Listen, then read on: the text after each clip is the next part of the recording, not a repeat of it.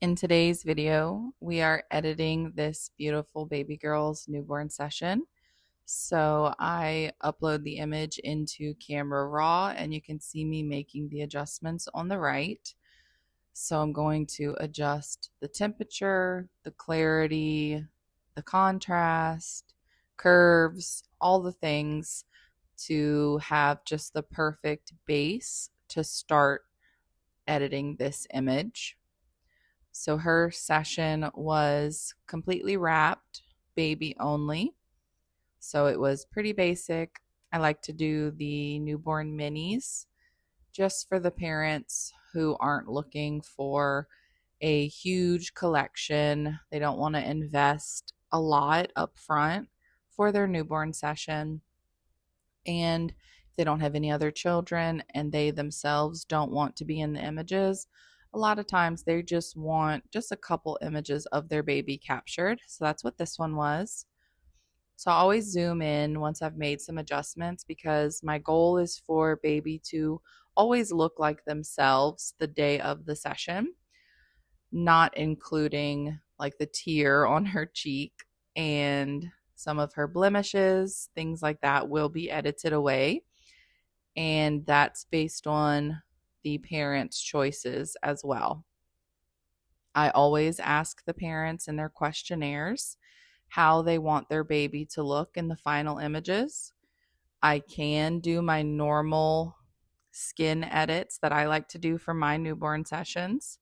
And that's basically, if it's not permanent, I remove it. I use that philosophy for my boudoir sessions, maternity, everything. We go over skin preferences, all the things with every client while still keeping everything cohesive with my portfolio. So if it's a bruise, if it's a pimple, if it's just you had dry skin that day, your lips are chapped, whatever the case may be, my go-to is to remove it. But of course, I ask everybody first. So I do the same thing with newborns. So here, those are my assistant's hands, which is actually was my mom this day. So I always have an assistant at newborn sessions, whether it be someone I've hired that I trust, a family member, or it could be the parents or someone attending the newborn session. If you don't have anybody that you know personally that can help you, baby safety is always number one. So here I'm using the patch tool to just break up that background a little bit. I do some more of this off camera later just to get it to look exactly the way that I want. But here's the gist of it, is just me using the patch tool for this current point of editing. I just want that fabric to look a little less distracting. I always want baby to be the focus. So I try to remove anything that draws the eye.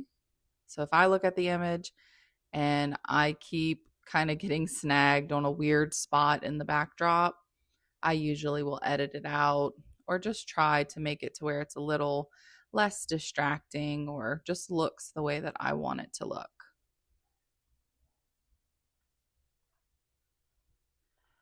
And I do the same thing with baby's skin here in just a moment. So I will be uploading my image into Evoto, but for now we're in Photoshop. So I exclusively use Photoshop and Evoto for all of my editing. I've never been a Lightroom user. I've never even downloaded it. It just, over the last 7 years, has just never been a need for me. I've never felt called to do it. So I primarily use from Adobe. I use the Bridge program and Photoshop. And then I use Evoto to handle a good bit of the skin edits and stuff like that. So I get rid of the bulk here in Photoshop. I used to do all my skin edits only in Photoshop, but once I downloaded Evoto and tried it out, I really like it. So not everybody's a fan, but I think it's worth it. It helps to get my workflow kind of a little bit faster, things like that.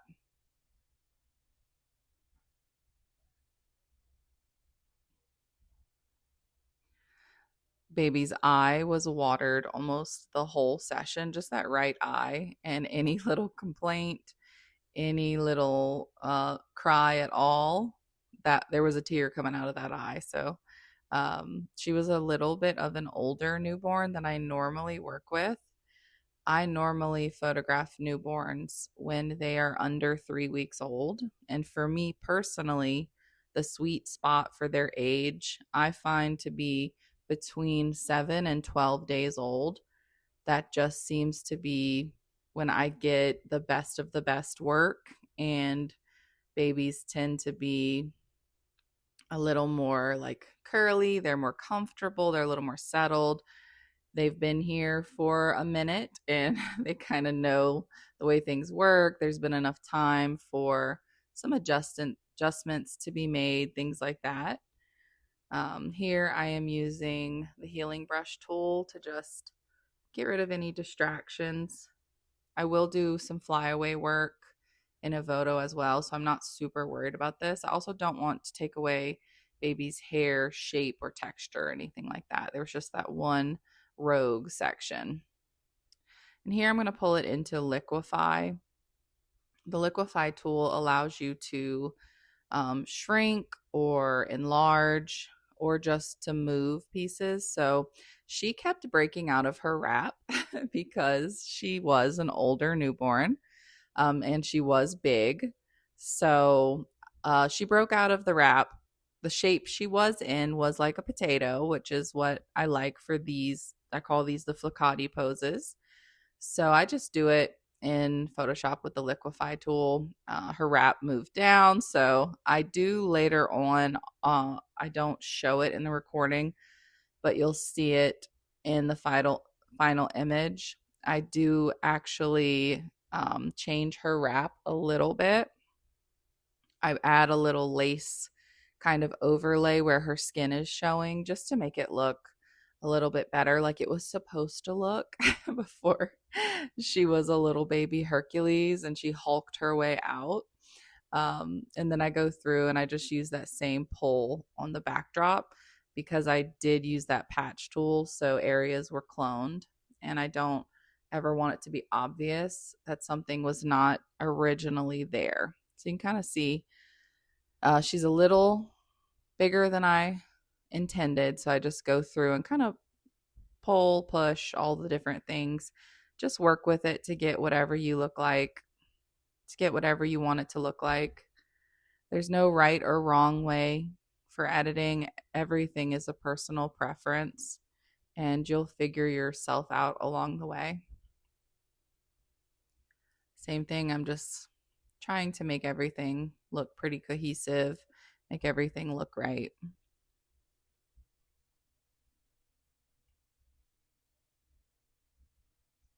So once liquefy is done, we're just going to pull right back into Photoshop.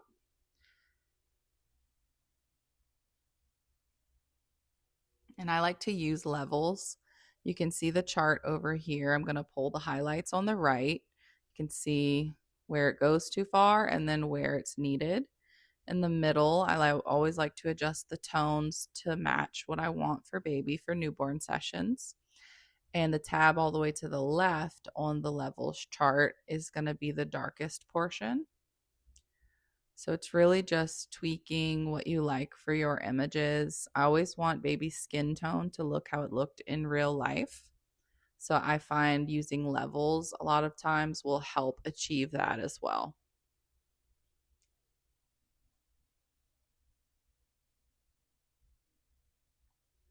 I'm always zooming in and out just to make sure I'm not missing anything, that nothing is standing out. See here from the warping from the liquefy tool, it really bothered me. And that's why later on I did add a lace overlay too, which you'll see here in just a minute. I don't show the editing portion of the lace overlay, but it's pretty simple.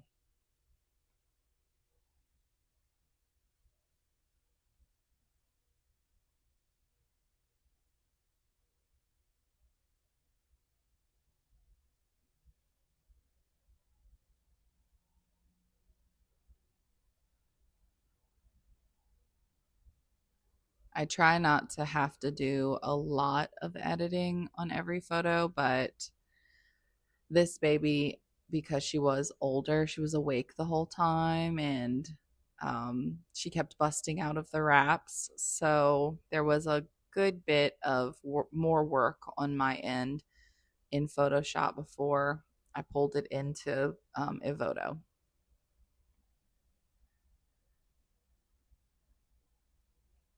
And the way Evoto works is, if you're not familiar with it, you can pull galleries into Evoto, and they have all of the different edits that you can do for the skin, the hair, makeup. You can adjust clothing. You can even change backdrops on there, although I've never done that, but I'm assuming it works pretty well. And when you're ready to save the image, either as your final saving, or I always bring it back into Photoshop, you're just going to export it. And each export is 1 credit, and that's what you pay for. So you pay per credit. And they're constantly doing updates, they're adding new features, improving it. Obviously, I need to do an update right there. So once I have the gallery, you would normally import your images right there. You can go to your library and it'll show every gallery you've done. And over all the way to the left, you'll see presets. So you can make your own presets with all of these options to the right that you've saved. So here you can see the work I've done in Evoto for her already. You can see where I changed her wrap down there. So freckles and acne, that's going to help with the marks on the skin. And I always take the freckles way down because I still want to see freckles. That's actually part of you. Your acne will come and go, but your freckles are obviously you. I don't find that it removes freckles typically anyway. And then they even have the infant body blemishes. So if she wasn't wrapped and she was posed as a newborn on the table or whatever, we were doing naked posing where you could see her full body, it would even take care of all the little flaky skin and stuff. So what I'm clicking right there is just showing you the before and after. It's that little tab right there. So I've done some color corrections as well on the all the way to the right. I'm currently on what looks like the face, but right above it is a paint palette. That's where you would adjust coloring, lighting, similar to what we did in Camera Raw. And then there's also the background adjustments. You can adjust clothing. So if your shirt was wrinkled, there's even the option to do that as well.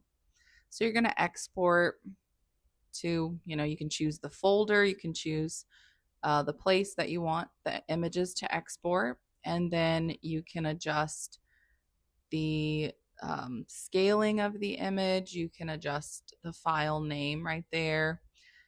You can adjust like the JPEG size, all the file sizes. You can really do a lot in here. You can make it export to a TIFF if you wanted. There's a lot of options for that. And then once you have something exporting, you can check the status of it next to that giant export button. It looks like a book with an arrow pointing to the right, and that's where your exports go. And it'll show you the number and the percentage of the progress and the folder that you can also click on where it's going to go.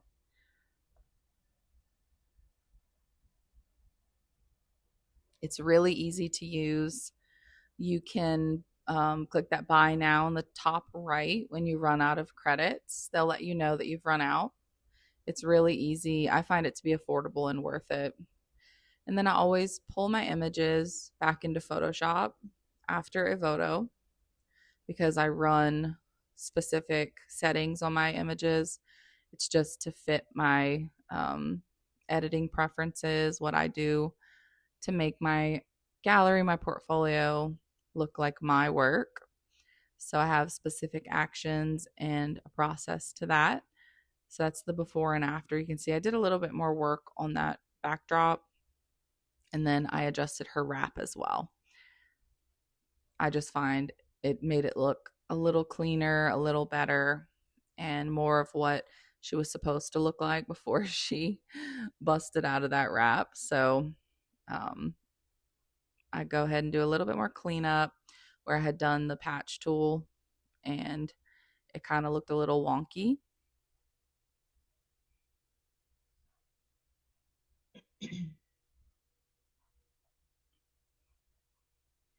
And there's always just some last minute little touches that I want to add. So, like these flakes, I still want her to have texture to her skin and I want her to look like herself. But anything that really stood out, I'm going to go ahead and get rid of.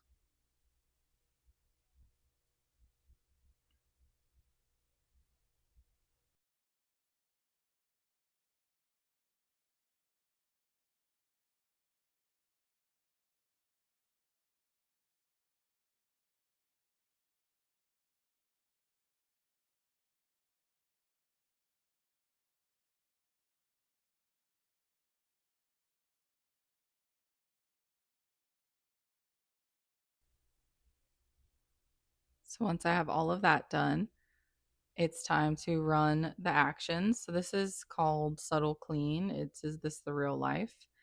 And I run this on every single image I take. I just love the way that it looks and what it does to the skin and the overall coloring in the image itself. And then I finish every image with high pass. And it just depends on how much you want for your final images. So for this one, I usually stick between anywhere from 20 to 40. It just depends on the session itself. I hope that helps you.